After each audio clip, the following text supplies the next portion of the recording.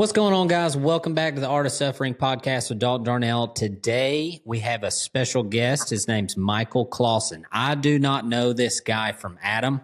I was scrolling along on Facebook and came across a guy throwing some of the biggest, nastiest turnovers I have seen on the internet. And so I just reached out and was like, hey, man, you want to come on the podcast and kind of visit about what you do? Respect given where respect's due. I know how hard those shots are to throw and how hard they are to learn. And if I'm not mistaken, you're teaching on there a little bit, aren't you? Yeah, for sure. For sure I am. Yeah, we just started kind of an online deal on Facebook that people can click the subscribe button on our Facebook and just watch that kind of all these, instructional full-length tutorial videos on roping. And when I was getting going, I sure wish I had some guys that I could go back and watch videos. And because, when you're learning to rope, you're trying to throw these shots and you may have some mentors or guys you rope with and you're like, well, shit, what do I do when this happens? Or what do I do when this happens? And, when you don't have something you could scroll back and watch, it's kind of a pain in the butt. So, my wife had nagged me for forever. She's like, you got to do something online. You got to do something online. And, it's kind of the beginning of it. It's not nothing giant right now, but, we put out a new video each week and, try and just give people some good fundamentals and good foundation for roping and, teach some fancy shots too. So it's a fun deal.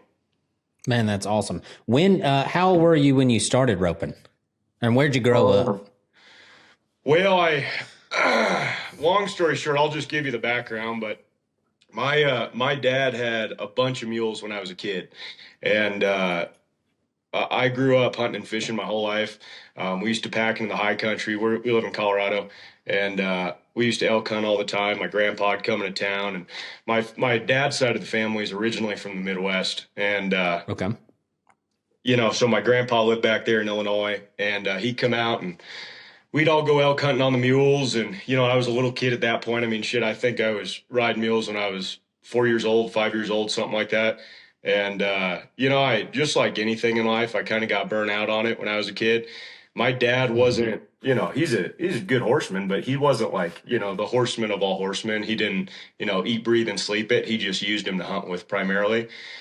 But, he was good. He was great at packing, but, we just did it a lot. And, same thing for hunting. I just kind of got burnt out on it when I was a kid and kind of drifted away from it. And then in my early 20s, I got back into it, started roping. And I don't know, I would say I probably really didn't get serious about roping until 6-7 years ago, something like that. And truthfully, in your early 20s, right, at least I was more competitive, right? But I wasn't competitive with other people. I was, we'll get into it, but when I started my business, I never wanted anybody to come here and bring a horse and say, man, could you, teach my horse to rope, or could you do this or whatever. And I always wanted to be the best I possibly could at every aspect of horsemanship and stockmanship. And, it was kind of like a self-drive to kind of be, the overall best, horseman and stockman that I possibly could. So roping wasn't initially something I was super passionate about. It was just because I wanted to be really well-rounded, or the best I could. So it's a really roping, and we talk about this at every Guapo. It's a really good test of all of your skills. For sure. Like if you really don't have something going on with your horse and you pull a rope down, you're going to get yourself in a pickle pretty fast, So it's even if you don't rope a lot, I would say if you are sending your horse to a trainer that is going to rope on them, it's not going to do anything but make them better. Yeah. Because it's a whole nother level of intensity and focus from, the rider's perspective of like, man, I need you to be a mobile platform from which I can do work. And I need you to be okay with what's going on. And getting one to that point is a really cool thing, because it's almost like, we're predators and they're prey animals. And when you climb on one and go do a job like that, it's almost like they become predators. Like, yeah, for sure. The really good ones. Yeah, That's pretty cool. So how long have you been training horses? I guess, how old are you now? So I'm 30. Okay. 31. Okay. 31. Yep. Oh man, we're getting there. I turned 33 tomorrow, and it's really? like my wife's like, "Oh man, you're such an old guy now." I'm like, "Yeah, you're right." That's funny because I didn't start roping until I was in my mid-20s. Yeah, I heard that. So before this podcast, I told you I followed you guys for, I don't know, several years now, and shit, you compliment me on my roping. One of the things that pushes me, I hate to say that you compare yourself on social media or Facebook or whatever, but everybody does, right? Oh, I mean, 100%. People are going to say, oh, well, social media, it's just for businesses to advertise and whatever. And that's totally what I use it for. But man, when I'm seeing you guys throw these wild freaking shots, 30, 40 foot hula hands, throwing turnovers that just like stop in midair, I'm like, gosh, I got to get better at this, and It's freaking fun, dude. That's why we started.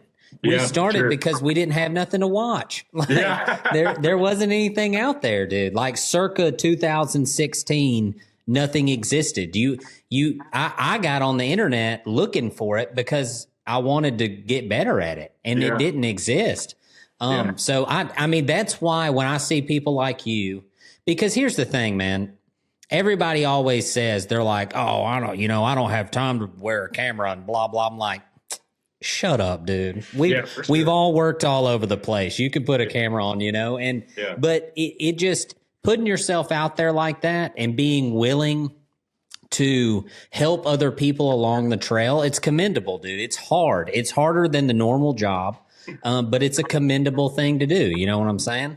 No, I appreciate it. I mean, you guys do the same thing, and it's, I don't know, it's just one of those things that, it's just like making a good horse, just like making bridle horses that, you're never there, and it's just such a journey. And, when I was first getting going with my business, I mean, I would dream about it every single night. I mean, seriously, could not think about anything else. I'm like, how can I grow this? How can I make better horses? How can I do, X, Y, and Z? And I've always been the type of person. So like, I never had I'll take that back. I've had one or two really, really good mentors for horsemanship or roping in my life. The guy's name's Jim Becca, and he's a farrier full time. He's done it for like 30 years or something like that. And he taught me a lot about horsemanship when I was first getting started. So when I made the leap about 6 years ago to do just this, no other jobs, nothing, and kind of made the full commitment that I was going to do this. He was super supportive, but he taught me a lot. He taught me that. And to digress a little bit, a lot of people nowadays think that being a good horseman is being really good with working with horses. And I guess that's true to some degree, but there's a lot more to it, right? Being a good horseman is, can you shoe a horse? Can you trim your own horse? Do you know how to float a horse's teeth? Do you know all the anatomical structures in a horse's body? Do you know, right? All of this goes into the animal that we ask to do everything that we could possibly need them to do. And then also, are our skills up to the par of what we're asking our animal to do, right? Because, man, when you're riding a good horse and you're missing shit every time, you're like, shit, I'm not worthy of this animal. You know what I mean? 100%. 100%.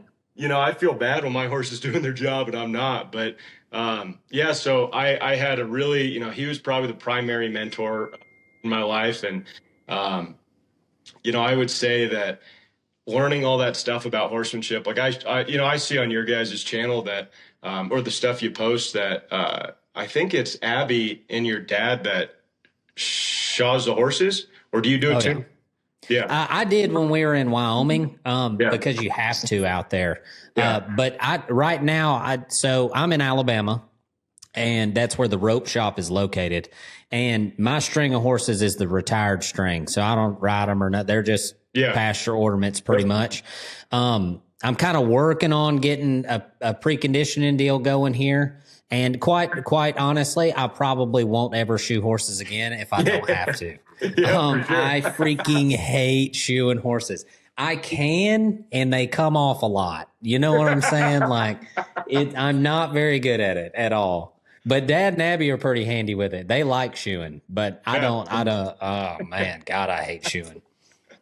I for some reason, everything that is, and you can just say a cowboy skill set, right? Because that's really what it is. Being a true cowboy, in my eyes, is being a true horseman, right? And having all of those skills is something that keeps me up at night, right? Because again, I never want to, and this is, I don't mean to sound like I need to be the best at everything, but I want to be the best I possibly can at everything, right? 100%. I don't need to be better than other people. I just need to be the best possible me that I can. And, that totally keeps me up. I almost love trimming a horse and shoeing a horse as much as I do riding, schooling horses, and roping. It is, to me, it's all one thing, right? Well, there's an authenticity factor to this job that isn't spoken about very much unless you find yourself around a bunch of authentic people. And that was kind of our core mission when we started 310. It was like, or one of them, I guess we wanted to portray that we do the job. And then it's more about the horses. It's more about the other people that do the job. It might be us roping, but the skill set in and of itself, we wanted that to go forward, right? That's why we didn't name the company Dalton Darnell Ropes, right? We named it 310 because the whole idea behind it is that there's people with this skill set that go out and do this job. And quite frankly, when we got hired on at that lease in Wyoming, we learned to shoe before we went because we knew we needed that piece. Like, you got to have your horses shod. So it's one of those things where I completely understand what you're saying, because the cowboy world can smell a rat from like a mile away. Yeah. Like, if you're full of shit, they know. Yeah, they absolutely know. Yep.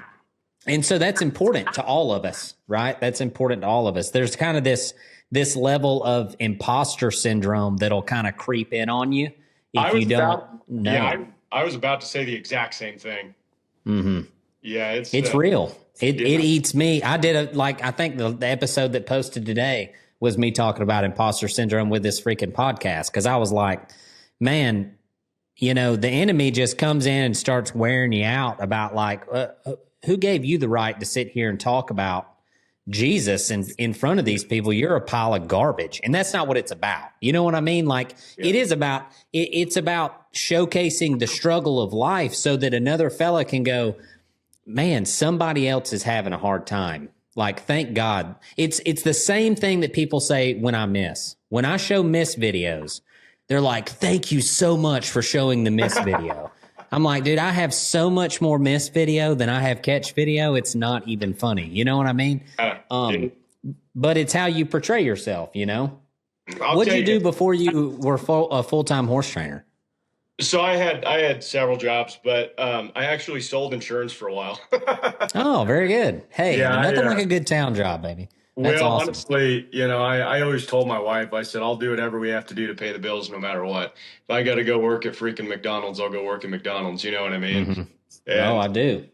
Yeah, it's, there's something to be said about, I've been very fortunate. I had, good family when I was growing up. My parents split up when I was super young, but they were great parents.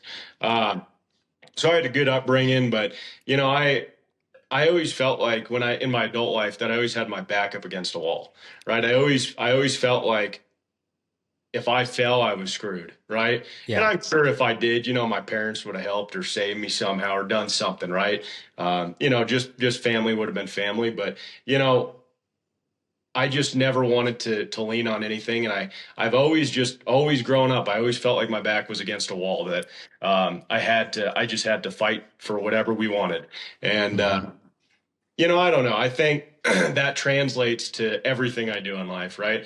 I always feel like it's kind of like a make it or die mentality with me. I'm very patient. I take my time with everything I do. I try and do everything right the first time. Obviously, we all make mistakes, but definitely something I strive for. But I will say that it's just always been something in me that I want to give everything I possibly can and die trying, because I'm not gonna like give up halfway or half-ass anything.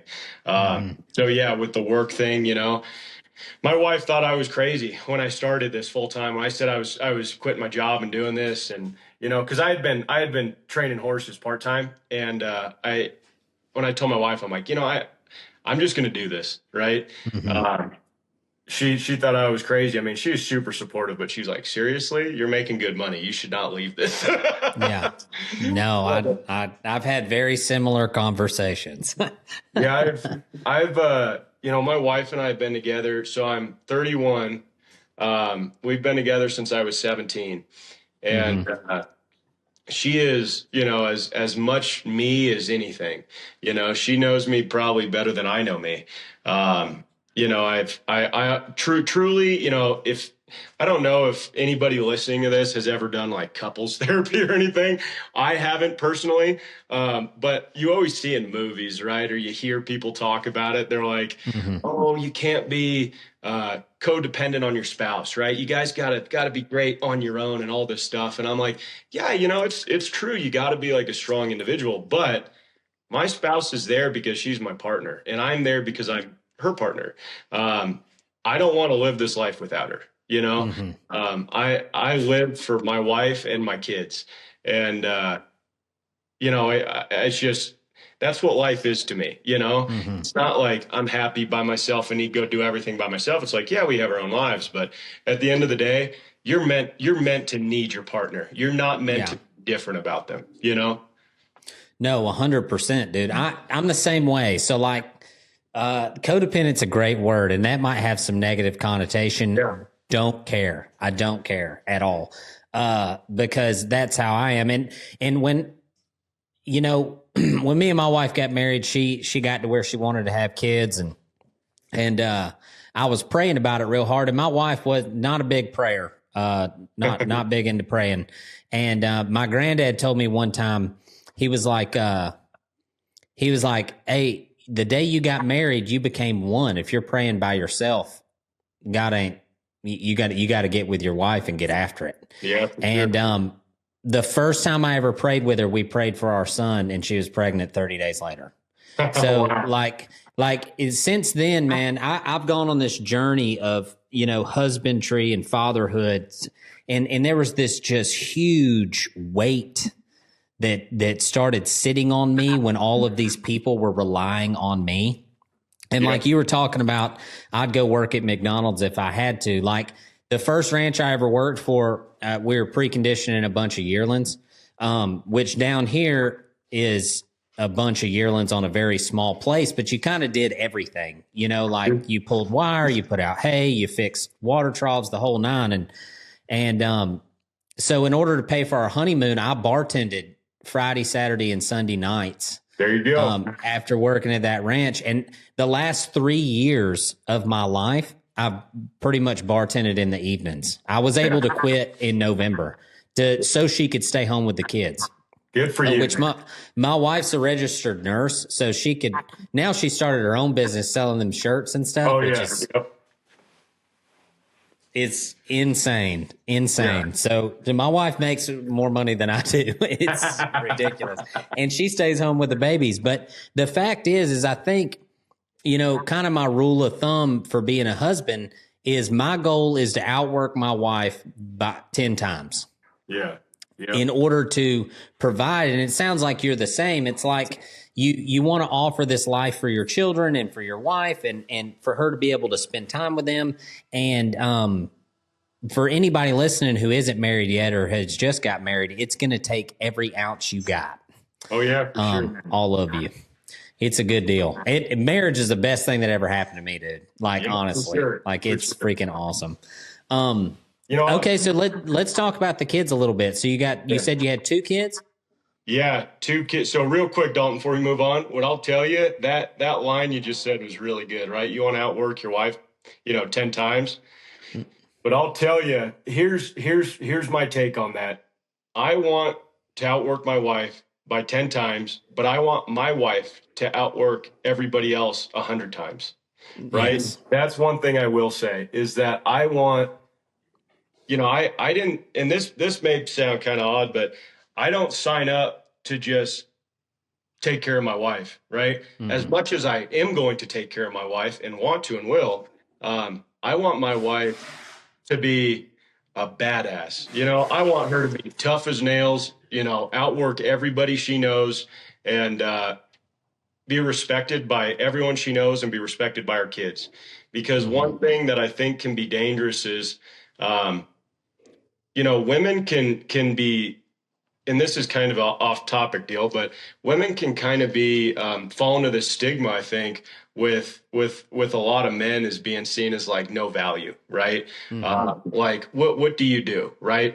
And for me, you don't have to you don't have to go work, you don't have to do whatever. Even though my wife does, but adding value isn't always financial. It isn't always right, doing something physically. Adding value is just, maybe being a great mom or being a great spouse or, when, like I told you, I was in the skid this morning all day and, we're doing a few roads with a friend of mine that's helping. And long story short, my wife was, cutting down trees and hauling brush and doing all this stuff. And, all my kids are running around and helping. And, that's what it is to me. I don't want the wife that stays in the house and, can't do nothing. No offense to anybody's wife who does that. There's nothing wrong with it. But for me, I like to have a partner and I like for us to be the toughest suckers out there, Yeah. No, I completely agree. But yeah, two kids. My son is about 6 months and our daughter is 2.5. Oh, buddy, you're right you're right in it, dude. That 6 month stage that's a good time. That is brutal. Congratulations. Is the little man sleeping yet through the night? He was sleeping really good. Everybody in the house got sick. My wife will be pissed when she listens to this because she doesn't like anybody to know that she can get sick. So we've been together, oh my gosh. What is that? 14, 15 years, something like that. And she has gotten sick once in that whole time that I've known her. Oh my gosh. So I mean, I'm talking cold, flu, whatever, once in the time that I've known her, and the sickness was malaria. Are you kidding me? Yeah, that's it. That's the only Holy sickness. crap. Yeah. So my wife's from England. Long story short, we don't need to go down this road. We met in Africa. I was volunteering, teaching music, English, and she was volunteering at a veterinary animal hospital. She was castrating like shit, 50, 60 dogs a day, stray dogs, just freaking pulling them over on the side of the road and cutting their mitts off. But long story short, we met in Africa and we both got malaria. What the heck? Yeah, but this is a long story, so we don't need to go down this. But we both got malaria, and that's the only time I've ever seen her sick up until I think probably this last week. And we all got something. My son, Sterling is his name. He's was sleeping really good. He's been a really easy baby. He got sick this last week, and I swear, my wife, I'm lucky, right? I mean, I can sleep through it. If she needs anything, I'm available, but there's just not a ton I can do. You're going to have to wake me up. You're going to have to wake me up, old son. I'm not kidding. Yeah, I'm the same way. So my son, I swear, probably, if you ask my wife, and she's pretty honest about it, I would say he hasn't slept consecutively more than an hour in the past 5 or 6 days. Dude. So, yeah, it's been rough, but it's all good. It's part of it. A lot of people talk about, they're like, oh, kids are hard, and they totally are hard at this age, right? But your wife is the one taking the brunt of it, I think. Oh, dude. I'm not kidding. So I call the first year a write-off. Nope. We just get to one. It's, I'll help wherever I can, but there's no expectations on my wife at all year one. It's like, nope, for sure. you do whatever you feel like you need to do. And I'm just here as a supporting role, because it's a freaking grind, man. That first year, I've told this story in other episodes, but a friend of mine, Richard Boatwright, told me before we had kids, he asked me if we were going to have kids. And I was like, yeah, man, we're thinking about it, and he was like, it's not worth the fleeting moments of happiness after they get here, which he was in the throes of kind of what the little kid stage, you know what I mean? And I called that guy, I called him 6 months after my son was born. Of course, my wife was pregnant like a month later. I call him 6 months after he was born, and I was like, no one has ever been that honest with me, dude. Like, this here is a grind, man. This is crazy. Because my son was in the NICU, and I was cowboying, dude. I was making like $300 a week. Mm-hmm. And it's just right at the conception of 310. Well, 310 had been going for about a year and a half, maybe. But we weren't making any money. Like, you couldn't pay anybody anything. And so when he came out of the NICU, I quit my job cowboying to stay home with him because my wife made all the money. Yeah. I was an airplane mechanic for the Air Force before I went back to cowboying. And I was making like $30 an hour. And I told Kara, I was like, man, I hate doing this. Like, can I just go back to cowboying? And she was like, yeah, I mean, I make enough money, whatever, who cares? Yeah. And so, but after he was born, I was like, dude, I'm not going to go work daylight to dark 7 days a week and never see my kid and give my money to some girl to raise him, because I want to go work. Yeah. And so I stayed home with that sucker. Boy, we both struggled through that deal. He's got some spots in him, buddy. I'm telling you, he didn't have a good colt starter, that's for sure, because I grinded through that. But he's good now. He's 6 now, killing it, he's freaking awesome, man. He can take him anywhere. He's fun. How many kids do you have? I have 2. I have Wiley, he's 6, and then Waylon is a little over 2, so almost like 2 1/4, somewhere in there. And they're freaking awesome. So they told us, we tried for years, after Wiley turned 2, we tried for 2 years to have Waylon, and about a year and a half in, we went to the doctor, and the doctor told Kara to get a hysterectomy. He's like, you'll never have kids again. Like, wow. And so we just kind of mourned it, and prayed about it and started going to the gym real hard and, enjoying life. And, she ended up being pregnant. The day we moved to Wyoming, she found out she was pregnant. It was wild. So, yeah, man, the kids are the best thing ever. And when they're like 6 is so fun, man. 5 and 6. I'm so excited for that. Yeah. It is a good time. I was going to ask you about that because I obviously haven't experienced that, but I'll tell you, 2.5 right now is I'm loving it. My daughter does everything with us. My wife loves chickens. Her mom in England used to have like 300 or 400 chickens, something like that. So she grew up and her mom's a hillbilly. She's the sweetest lady ever. We love her. But she had all these random freaking animals and lived on a few acres of land in England. But for England, that's a big place. It's a tiny little island, so populated. But she had all these chickens. So my wife, when she met me, she's like, I'm going to get chickens, right? And I'm like, okay. And, she's got way too many chickens, but my daughter and her go out every morning, get the eggs. She cleans stalls with me. She works with me. You said it, there's nothing better. There really, really is not. And you're never going to understand it until you have kids because, people used to tell me, they're like, you have no idea, right? There's so much more to it. You have no idea. You wait till you have kids. I'm like, sure, whatever. But, until you have it, sitting on the couch watching a movie you never thought would be the best thing in your life, Yeah. No, 100%. 100%. I always tell people, I don't think I truly understood what God did for me until I had a son. Because if you think I'm going to hang my kid on a cross for you, you've lost your mind. Yeah, you know what I'm saying? And so when it came to when I started looking at it from that perspective of like, dude, this guy hung his kid on a cross for me. No chance. I wouldn't do it for my mom. You know what I mean? Like I wouldn't hang Wiley on a cross for my mother, you know?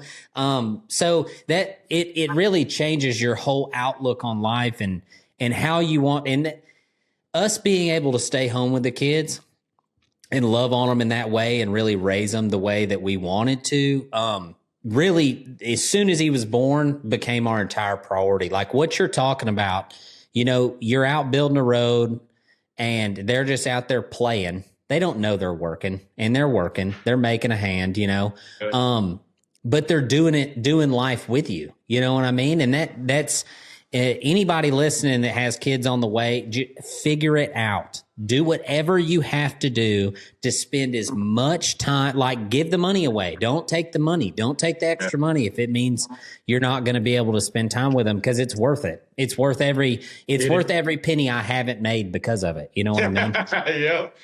Yeah. I'll tell you, I was talking, so I've got some kids that intern for me, and I was telling one of them the other day, I said, you know, this lifestyle, whether you're a farmer, rancher, horseman, whatever you want to call it, if you're making your money in kind of the livestock industry, or even just working outside, whatever that is, right? I mean, if you do dirt work for a living, if you're, you know, whatever, if you're building fence for a living, you know, if you kind of make your own hours, if you're doing something that you know, you kind of enjoy, if you're running your own deal, you know, I told my intern, I said, you're faced with two choices, right? Someone comes to you and they say, you can work for, you know, 50 years, right? Bust your ass, work hard, save a lot of money, work 5 days a week, and then retire when you're 65, something like that, right? Mm-hmm. Or you can work every single day for the rest of your life, but do something that you love, right? Mm-hmm. And barely make enough money to put food on the table and pay the bills. Yeah. Right? Yeah. Pretty much. Those are the two choices you're faced with, right? And mind you, the first one, you have a retirement, right? You get to go on vacations, have more luxuries, right? Whatever. And I said, you got to be crazy to take the second one, but I sure as hell will take the second one every single time, because you get to spend every single moment of every day with the people you want to, the animals you want to, right? You know, my daughter gets to share every moment with me. I mean, I told my wife years ago, I said, I'm so happy I made this jump when we were expecting our daughter, because I'll be able to have breakfast, lunch, and dinner with you guys every day, right? I'm not going to be gone doing whatever, right? And that's something to me. When I was a kid, like I said, I had great parents. But when I was a kid, you know, we didn't have family dinners. We didn't, you know, do the typical stuff, right? And, you know, TV is a weird influence. But to me, I would watch TV when I was a kid. And I'm like, man, all these families have dinners, right? Yeah. But for some reason, when I became an adult, I just wanted it so bad, right? So when I met Danny, my wife, I was like, well, you know, we're going to sit down and have lunch when we bought our first home, right? We're going to sit down and have dinner, and we're going to do all this stuff. And to me, it's very special that we get to do that. Mind you, at my grandmother's table. So when she passed away, it was handed down to my dad, and then my dad handed it down to me. And, you know, it's just kind of cool that, you know, it's like, it's kind of like our family table, and we're finally using it with my family. So not to be too nostalgic about it, but yeah, I definitely love sharing, you know, every day, every moment. And it's definitely worth, right, the money that you sacrifice to do that. Oh, no question, dude. Like, money doesn't matter. It's like, and the older I get, the more I'm like, I don't care. Can we eat? Okay, whatever, you know? And I've always done what needed to be done to eat. Sure, you have to do that. And in Proverbs, it says, if you don't work, you don't eat. You got to work. But that's the beauty of where we live and what we do, is we get to choose what work that is. Yeah. We get to choose that. And if you can make a path for yourself or get around people who are open-minded, I think that's a big thing is, you know, I'm surrounded by people now, like my friends and colleagues and stuff, who you can't call these guys and tell them a crazy enough idea. They just go to figuring out how to make it work. They're like, oh Yeah. yeah, dude, we could totally do that. Yeah, it'll take a lot of work, but let's figure it out, if you're around people like that, if you're not around people like that, get around people like that. Yeah. Guys who don't know what no means. They're like, well, if all it's going to take is some work. Well, sweat equity is the best kind because it doesn't cost anything. It is. Yeah, for sure it is. Yeah, one thing when I started this full time, I've always had lots of different groups of friends, and when I started my business and started doing it full time, I kind of had this epiphany that I didn't enjoy being around some of the people that I had been around in the past. And I don't mean that like negatively towards anybody. I have tons of great friends, right? No matter what they do for a living. But for me, I most enjoy being around people who are passionate about growing their business, right? Who understand that I don't just get a paycheck every 2 weeks and clock in from 9 to 5, right? And then I be on the weekends, right? I'm not really interested in hanging out with a lot of people that do that. I'm interested in being around people who, when we sit down at dinner or have lunch or whatever, they're like, man, what do you think about this? I'm thinking about doing this in my business, or thinking about going this direction, or you know what I mean? Because money is a lot easier to make than people think it is, right? And I don't mean truly easy. It's very hard, right? You got to work your ass off. But you don't just go to work and get paid. Like there's a stigma for when you go to college. And mind you, I graduated college, but people think you go to college and I graduate and, oh, pass me my $100,000 a year, please. Yeah. You know what I mean? It's like, no.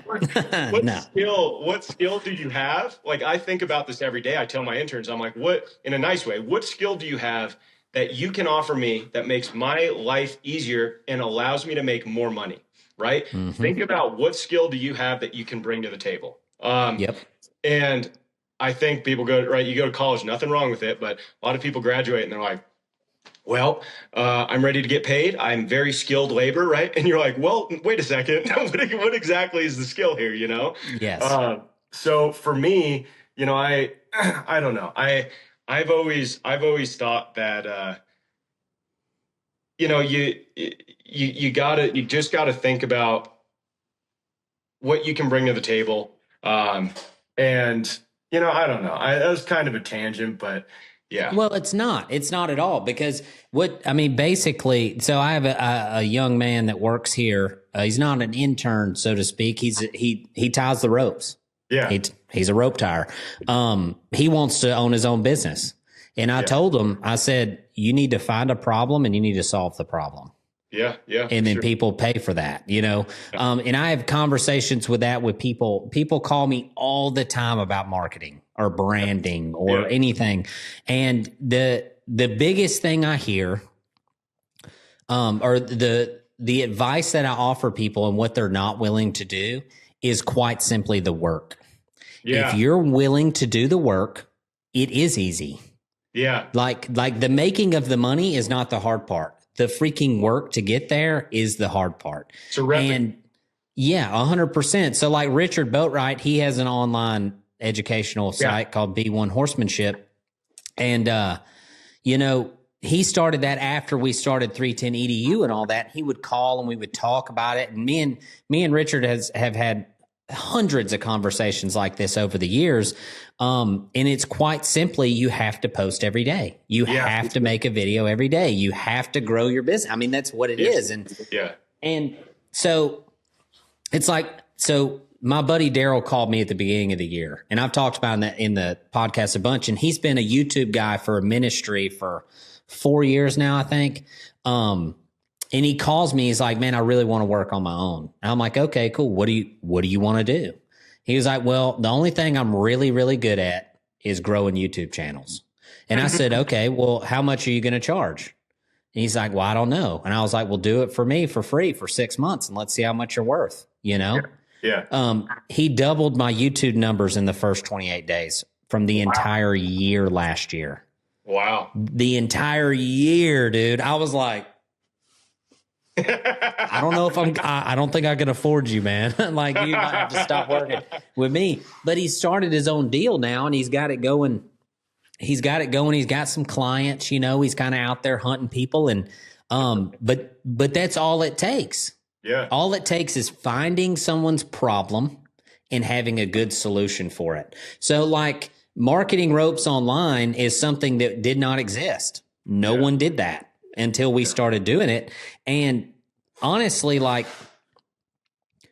you just need to showcase the product in its normal environment. Like you get around people who are handy with them, let them use them.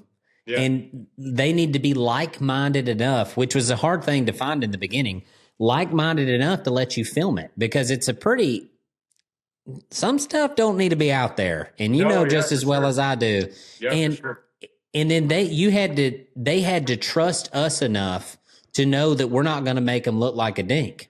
Yeah. You know what I mean? Because as well as I do, any horse that you get on, especially that needs some tuning, can make you look like a fool, can make you look like you don't know what you're doing. You know what I'm saying?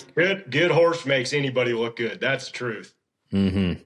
Yep. And so we just always tried to maintain the integrity of the calf and maintain the integrity of the horse, because every horse has a bad moment.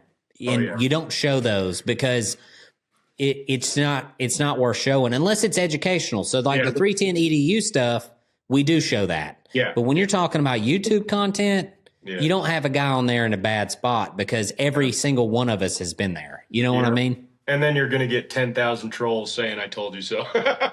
Bro, the keyboard warriors. I can't stand them, dude. I'm not kidding. My wife, I swear, she's the most hardcore woman I've ever known.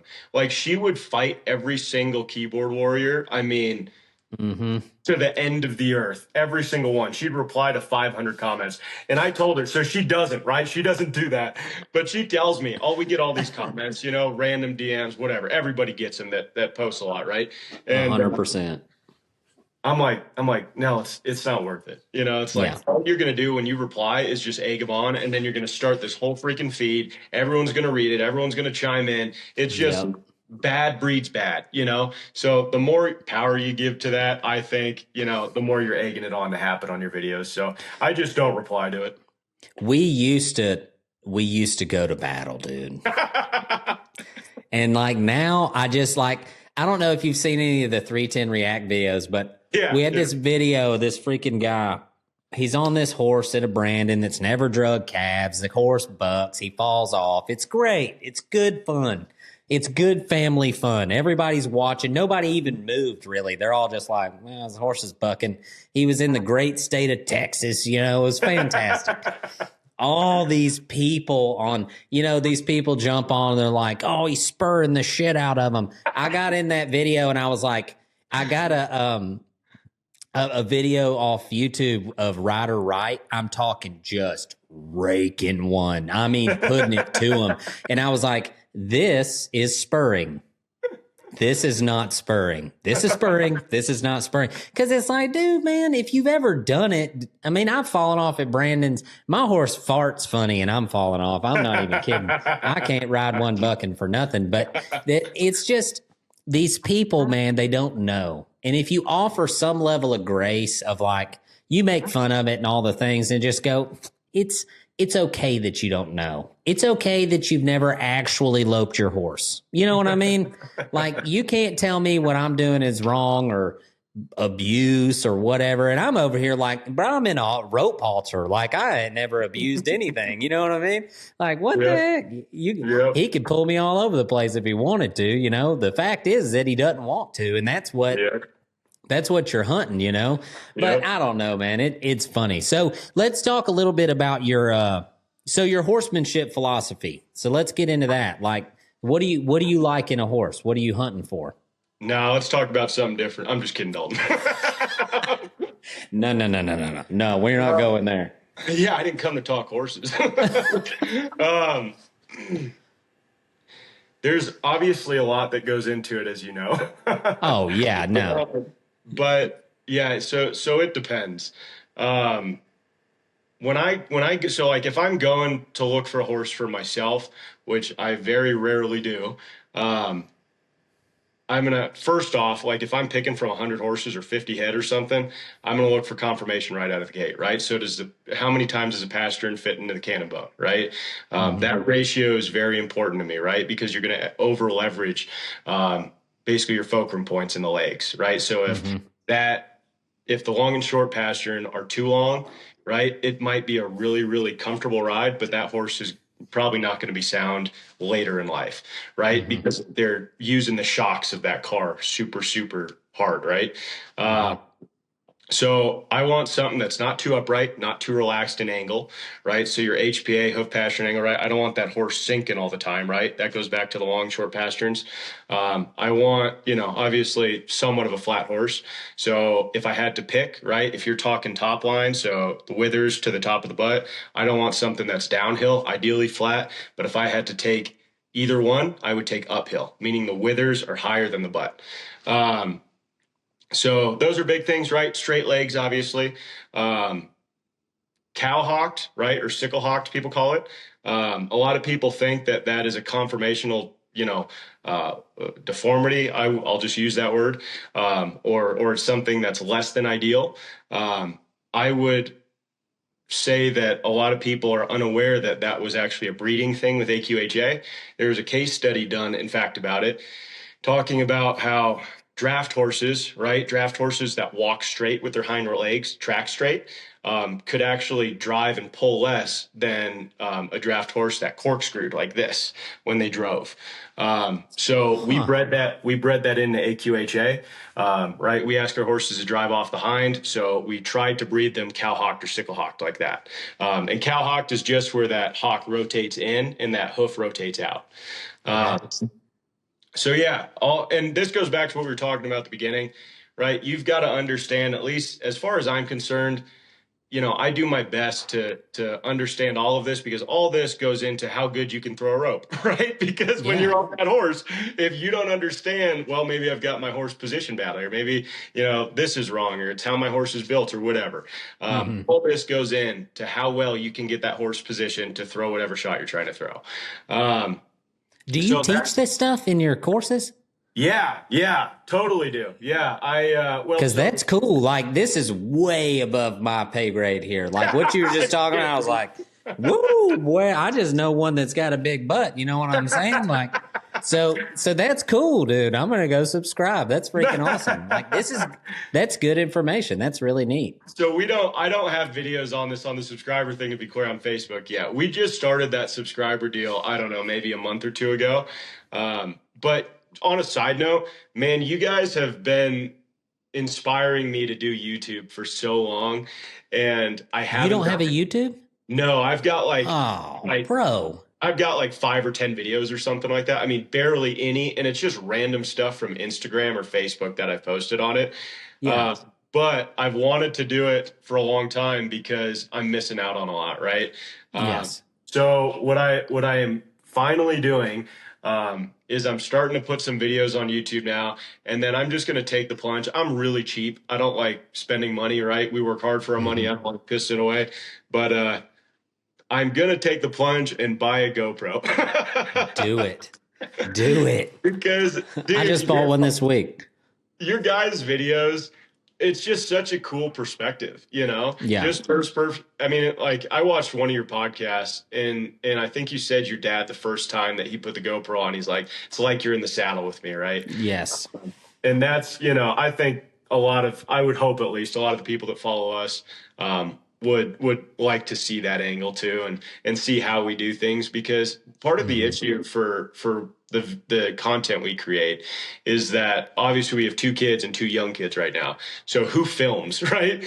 And what it ends up happening is I have to self-film stuff. So almost everything you see on YouTube or Instagram is me setting up a tripod and trying to keep the horse, me roping another horse, or me roping a cow, or me just working a horse in frame without anything moving. So it's impossible. It's impossible. A challenge.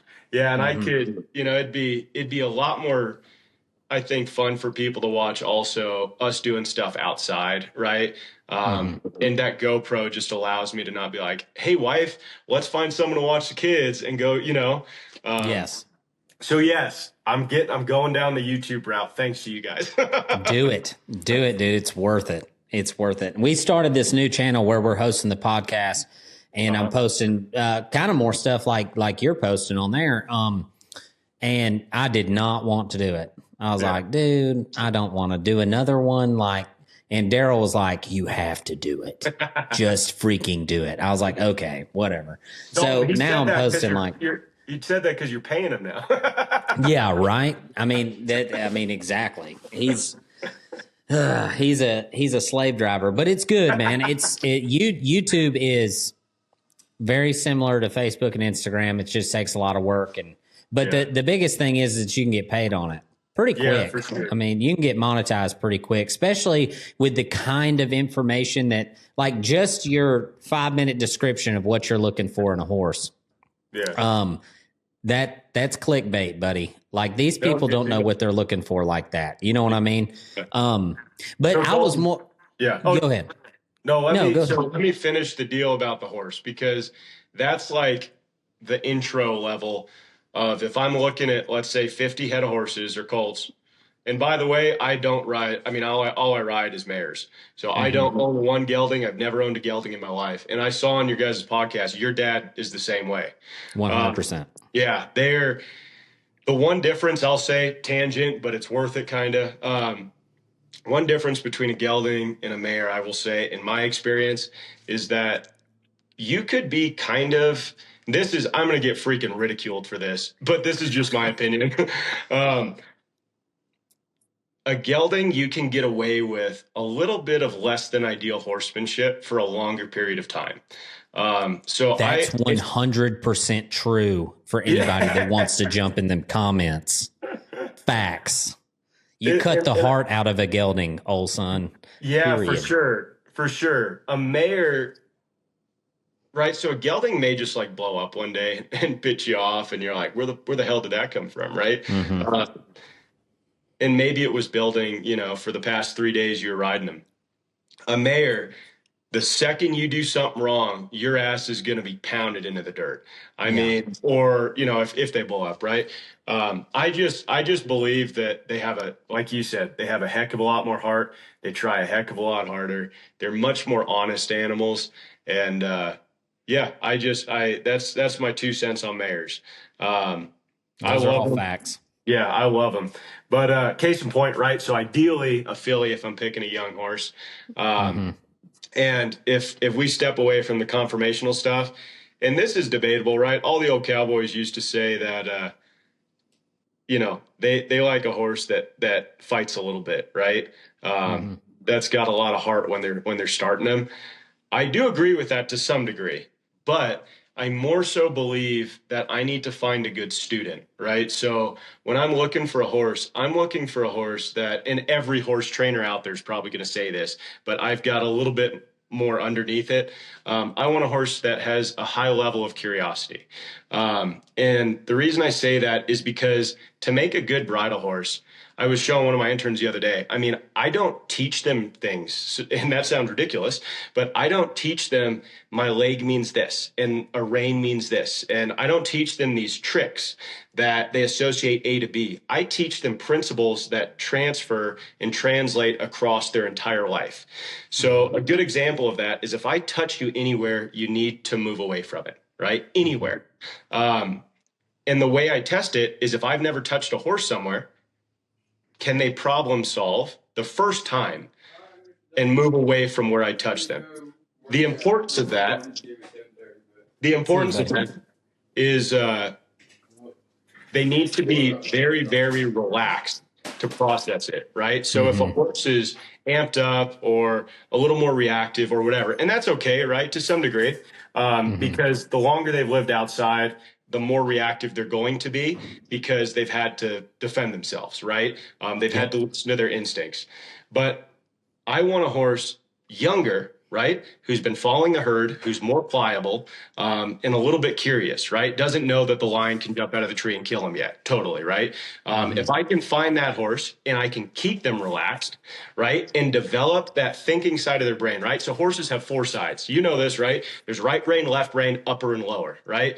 I'm going to get this wrong. I believe upper brain is the processing and lower brain is the crocodile brain. So what I mean by that is that might be reversed, but what I mean by that is the crocodile brain only reacts. So crocodiles don't have the ability to process information and make decisions.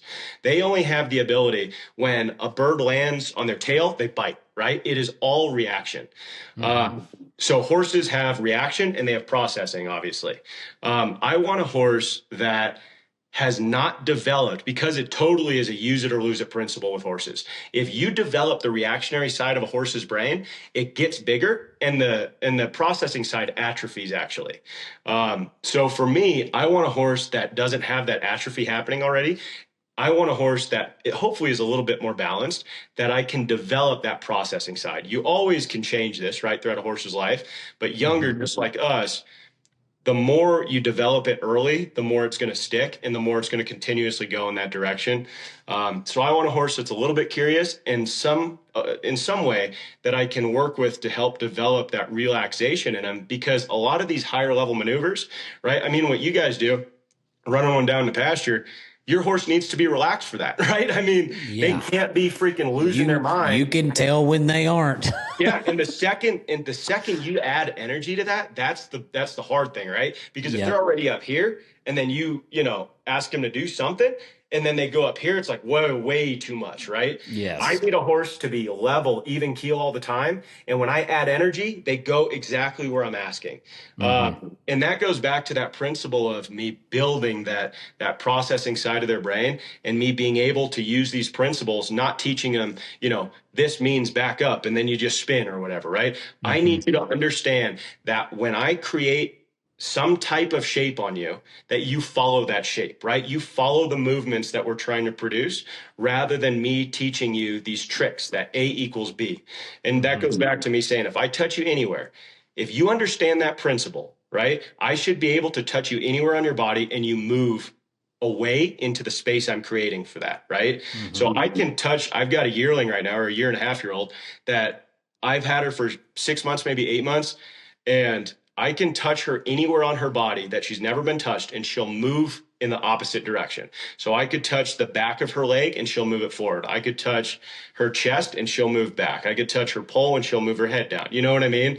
And when you have that principle, you don't need to teach them all this stuff. You just get on and create shapes with your body and you can move that horse any way you need to. Does that make sense? 100%. 100%. You guys are, I mean, I'm just giving everybody my kind of how I do things, but you guys get it freaking done, proof's in the pudding, but this is just coming from, the horse trainer. No. Yeah. I mean, that's exactly our thought process on it as well, is the principles.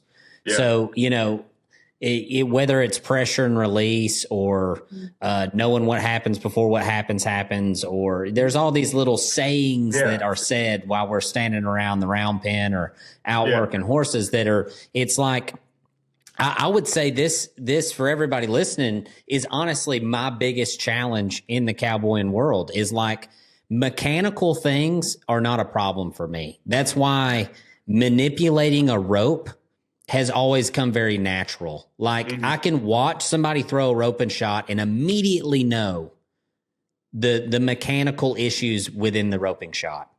My horsemanship has always struggled, even to this day, because these principles are super freaking abstract, man. Yeah. They're like and I would say that like my dad was born to be a horseman. Like he communicates with horses better than he does people for the most part, which is why he can get on those horses and doctor bridle us and communicate with them in a way that is just very unique. And I can get on that same exact horse and it's not the same.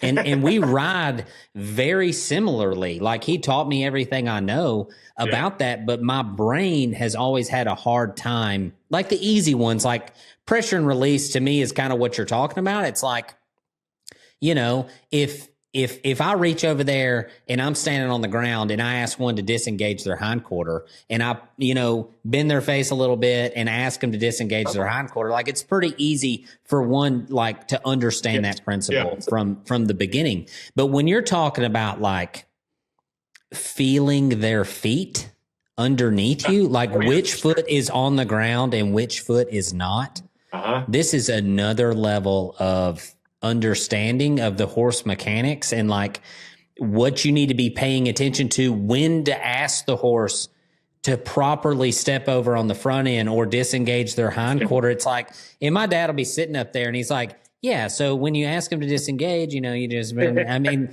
and he taught me this years ago, but his timing and what you're talking about here is a really high level of communication with that animal.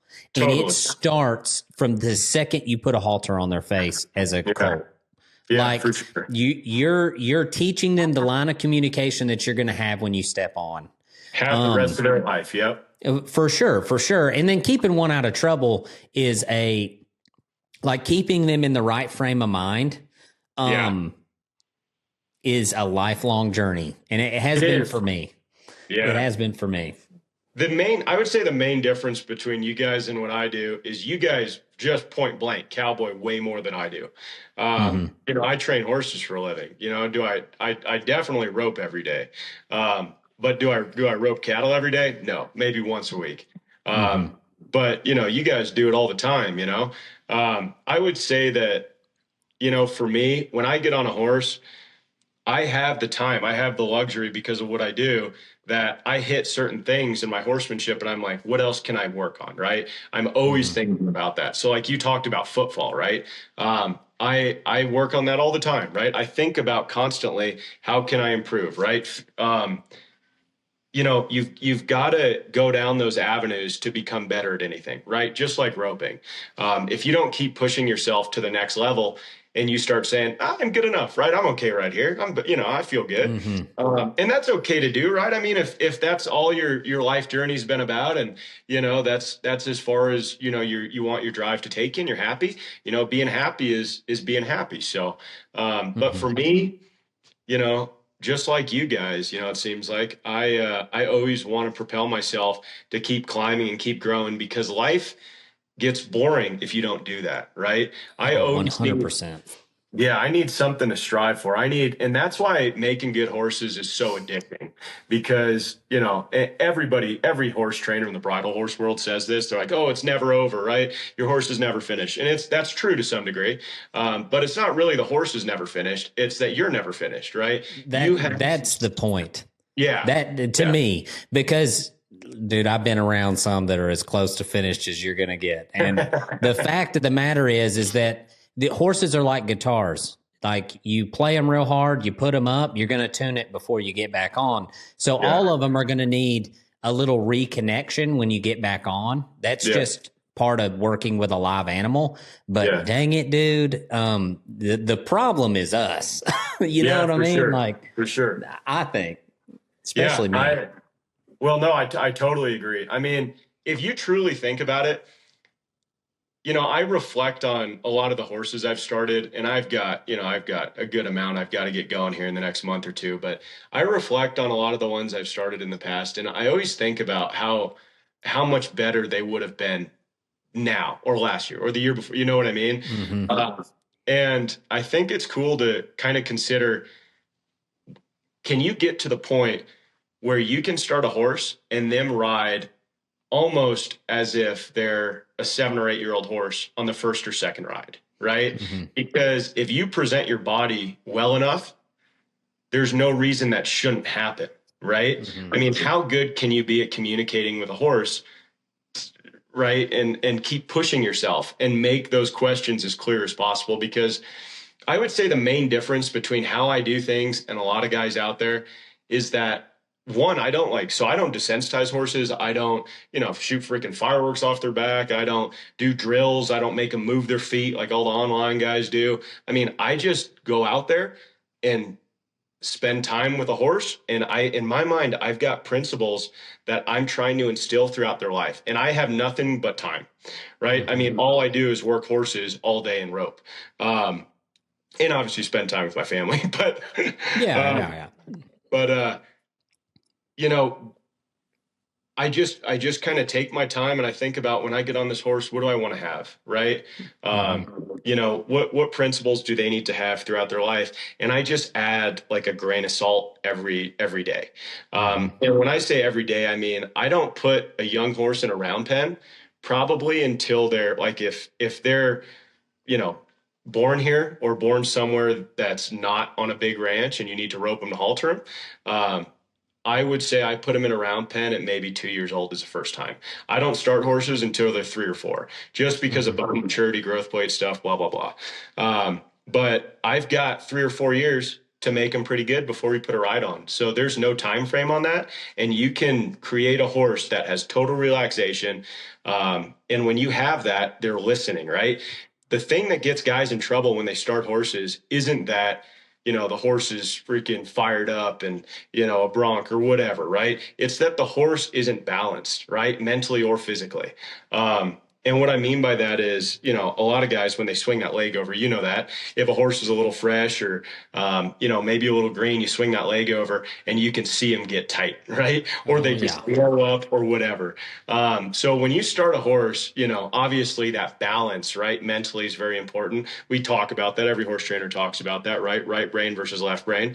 But I would say that, if you have 3 or 4 years to build that balance in a horse, right? Not round petting, right? Just think about sometimes petting a horse on the left side of them and petting them on the right side of them, right? That triggers that left brain, right brain. So as stupid as it sounds, if you just pet a horse on the left side and then walk around to the right side and did that 5 times once a week, as a yearling until they're 2 years old, you're going to have a damn balanced horse that when you throw a loop off the left side of your horse, right, and they see that off the right eye, maybe they don't blow up, right? Or maybe they don't get tight at all or whatever. My point is,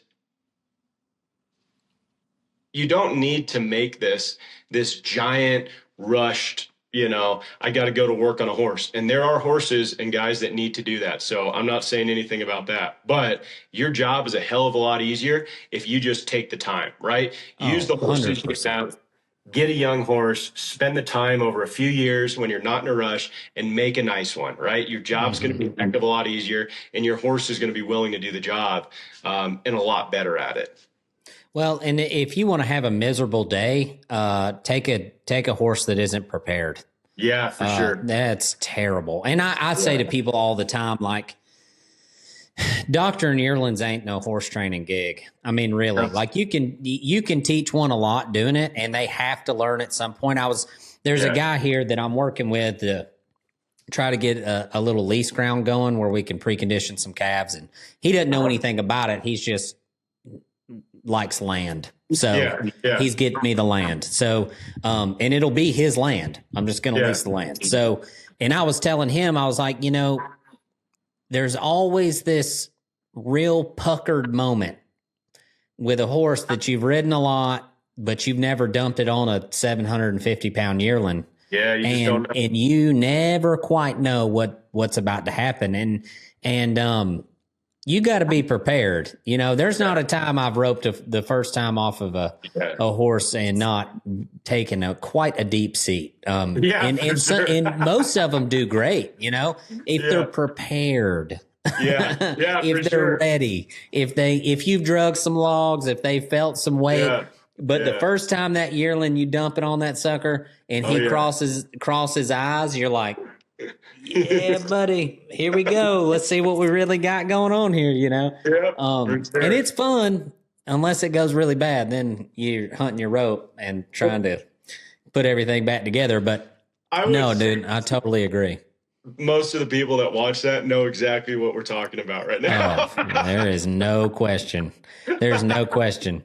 And what's funny is we took 2 3-year-olds to Wyoming that this guy sent with us.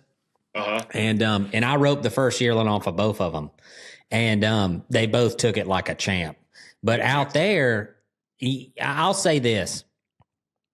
And you talked about getting roasted earlier for saying something. I'm going to get roasted for this. I freaking hate loping circles in an arena. I hate it.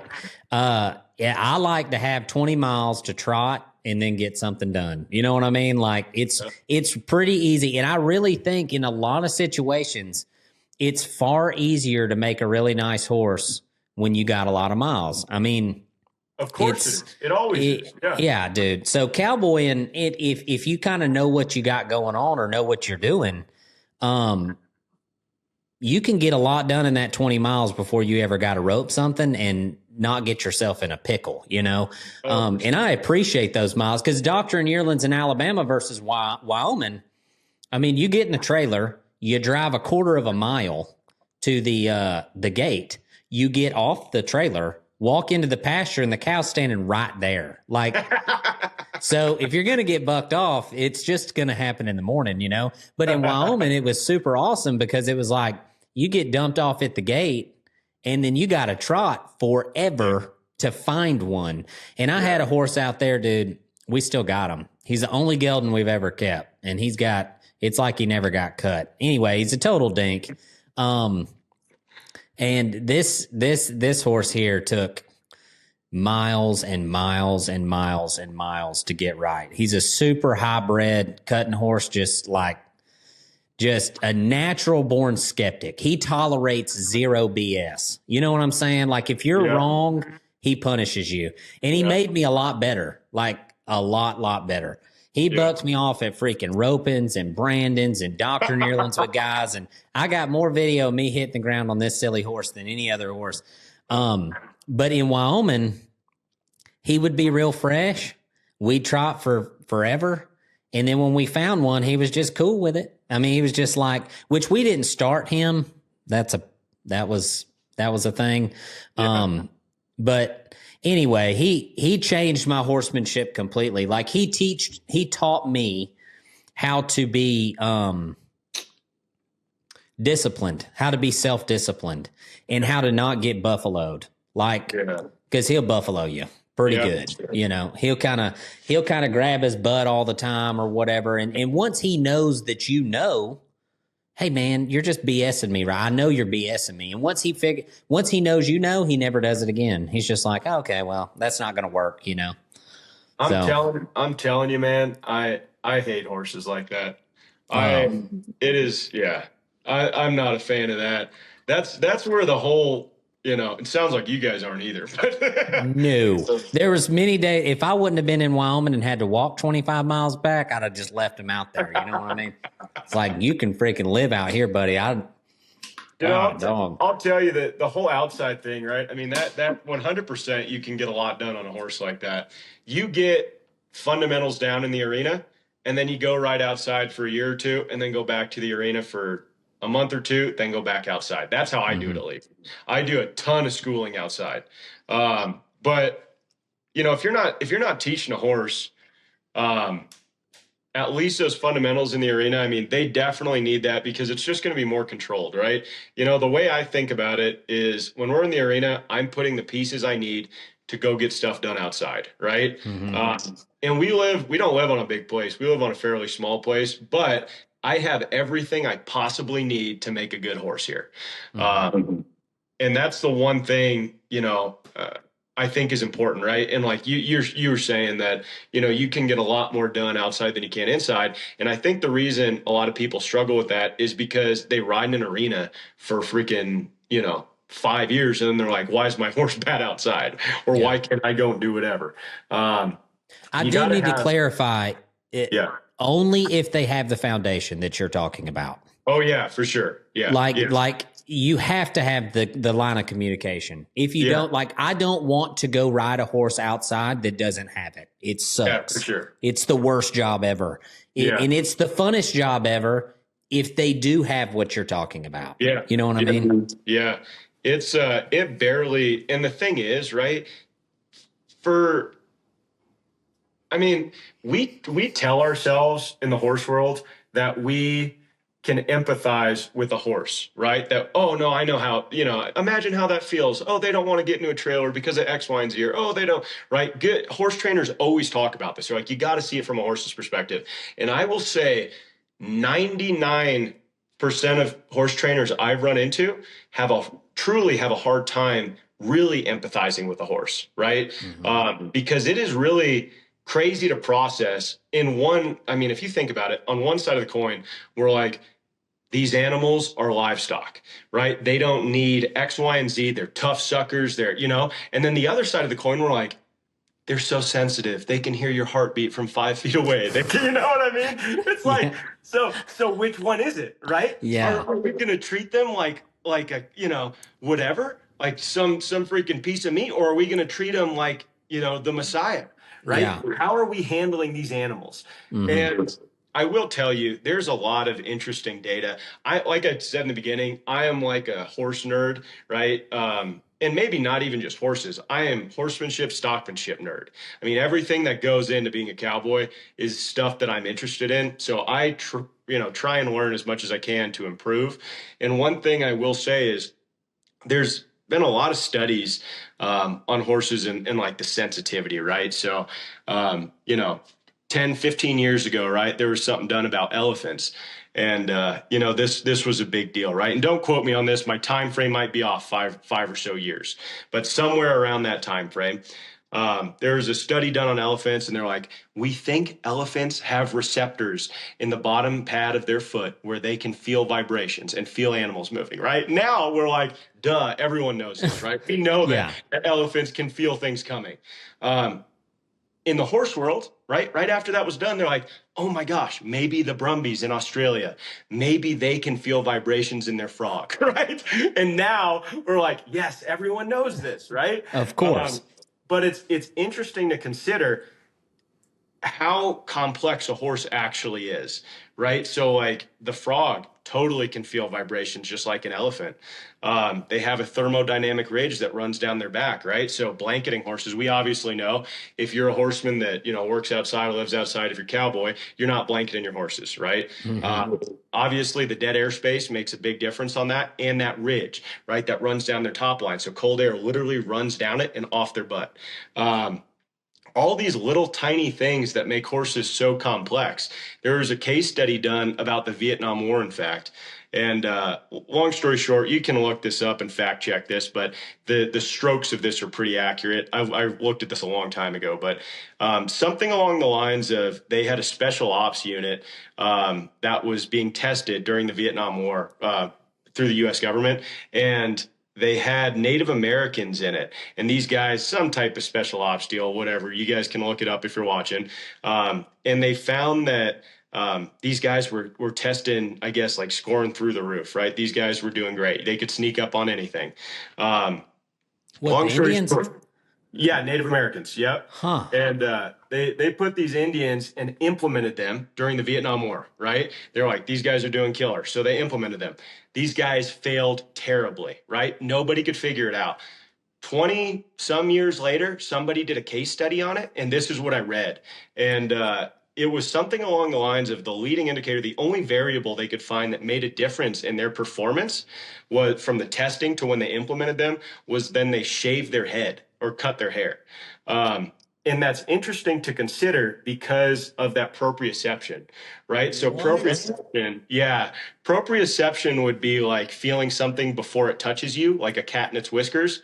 So the proprioception that these guys had somehow through their hair. And we do know that there is some data that supports that, right? So like women have some type of sense of where the wind's coming from, right? If it's slow winds, obviously high winds, anybody knows, but they can feel that, right?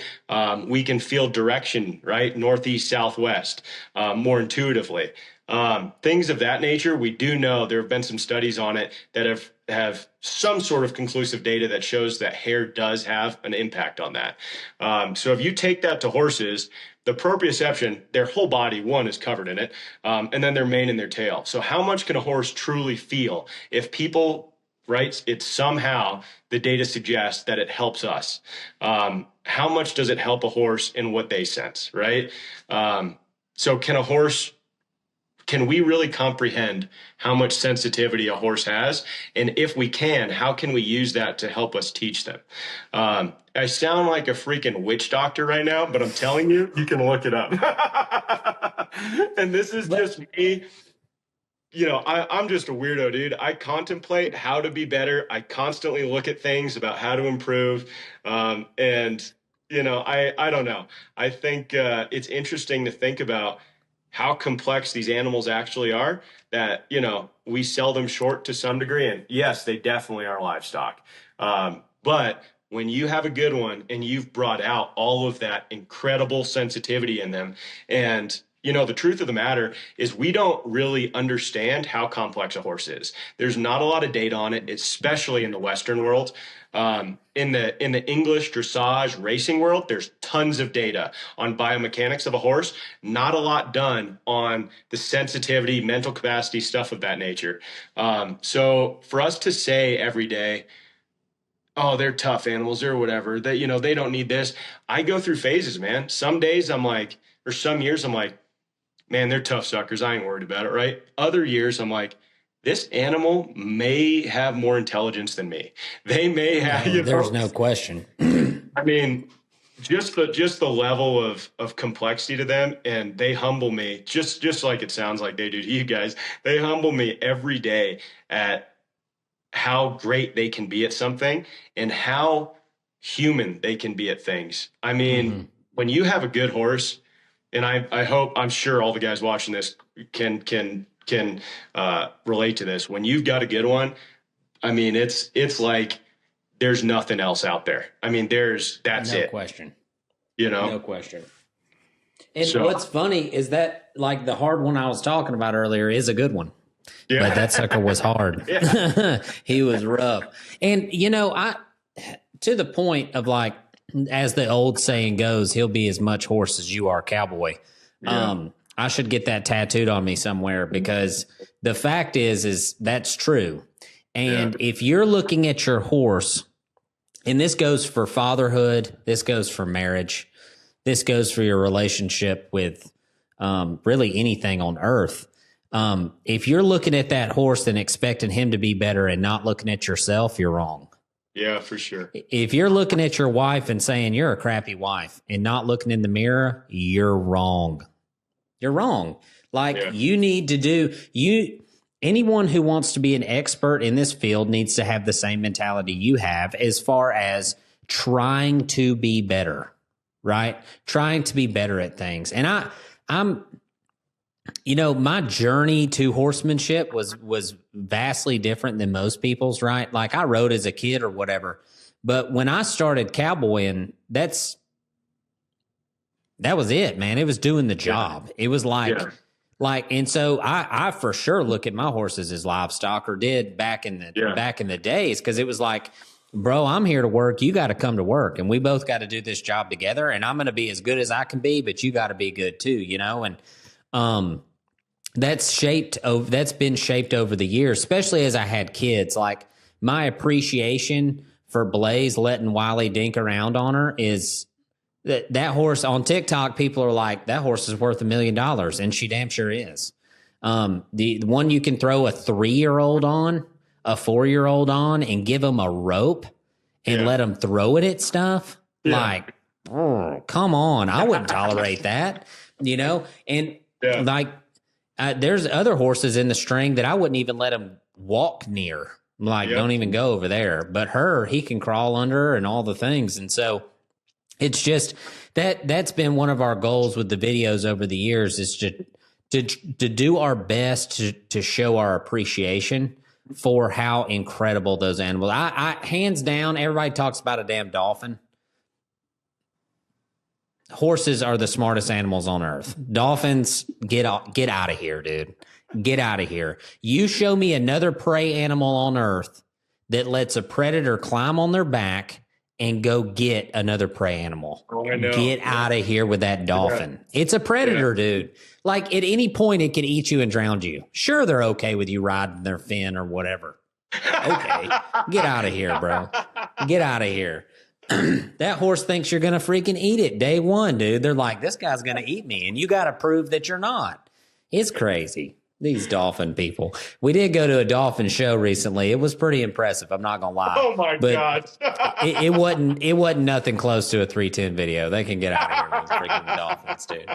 Plus, you know how much money it costs to keep a dolphin? Get out of here. It's not even worth it. It's not even worth it. Just let them swim free, Save the dolphins. Oh, man, that's awesome. All right, Michael. Well, tell the people where they can find you. What's your freaking YouTube channel? Plug it here first. Let's go. Get the YouTube channel out. If anybody wants to get in touch with you, how do they find you? Yeah, good deal.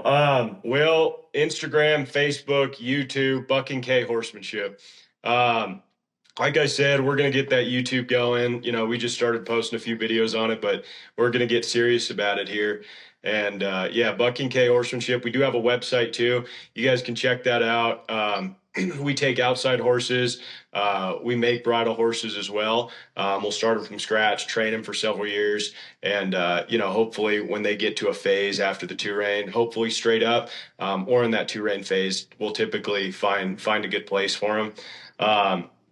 So we'll do a lot of that if anybody's interested. And we're located in Colorado. Like I said, a website, and then Facebook, we have that subscription deal. There's going to be a lot of stuff going on YouTube, roping tutorials, horsemanship, colt starting stuff. And then, just some higher level stuff in the arena with bridle horses is going to be involved also. I will say, I'm just grateful to be invited to do this. So thank you, Dalton. You guys have been something that has always inspired me. Just because like I said, I want to be as well-rounded of a horseman as a cowboy as I possibly can. And your videos, people talk a lot of crap on social media, but it's great to see how people and companies you respect do things. And it's cool to kind of have a community where everyone's sharing what they do. So I really appreciate that. 310 ropes are pretty much all I throw. So that's awesome. Those polys, I will say, you talked about the turnovers, man. Those polys are so fun to throw those big turnovers with. Agreed. Agreed. But so that's, you guys can find me, Buck and K Horsemanship, on all those platforms. And I really appreciate you for having me on, Dalton. So thank you very much. Oh man, thanks for coming on, and we will definitely keep in touch. And I'm going to go subscribe to your deal so I can learn next time I go buy a horse what to get. So but yeah, man, I appreciate you coming on. I appreciate you sharing your life with us. And everybody go follow him. We'll see you in the next video.